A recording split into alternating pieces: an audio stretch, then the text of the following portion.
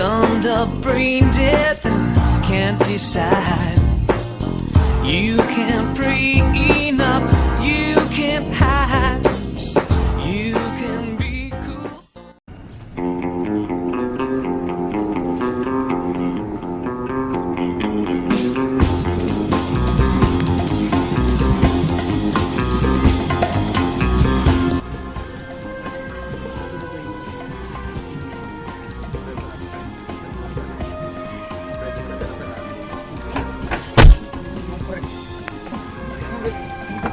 Kailangan ni boss mo, pre.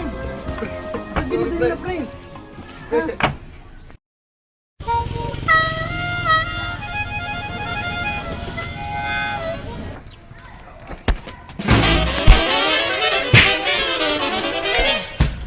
Bubuli naman kayo dito, ha? Sa'yo padala sa inyo. Si boss po. Ha? Sabihin niyo sa boss niyo hindi ako tinataya ng balayibo sa kanya, ha? Sabihin sa kanya, huwag kayong manggugulo dito, ha? Opo. Sibat!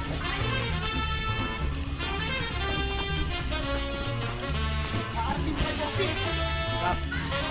Huwag na kayong babalik dito, ha?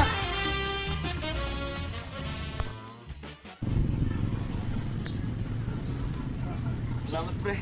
Pre, ano naman nangyari dito? Naggulo na naman yung mga tauhan ni Garde. Ba't ka ba napaparito, ha? Hindi ko alam, pre. Tumambay lang ako eh.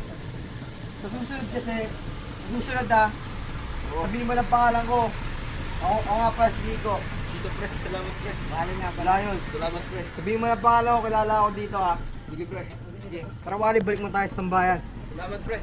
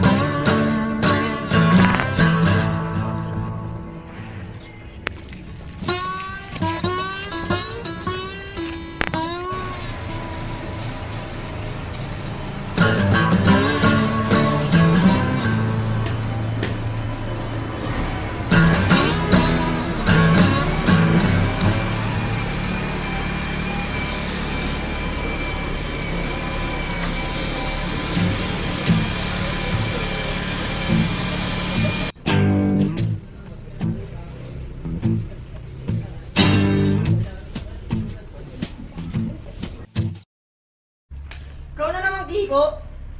Nabalita ako, pinagbubugog mo daw itong mga bataan ko, ah. Tigil mo nga yung ginagawa mo, Kiko. Harapin mo ako, kang bastos. Gaya nga sinabi ko niya sa mga tauhan mo, hindi ako tinatayo kahit isang balay mo sa'yo, Gardo. Eh, bastos ka pala eh.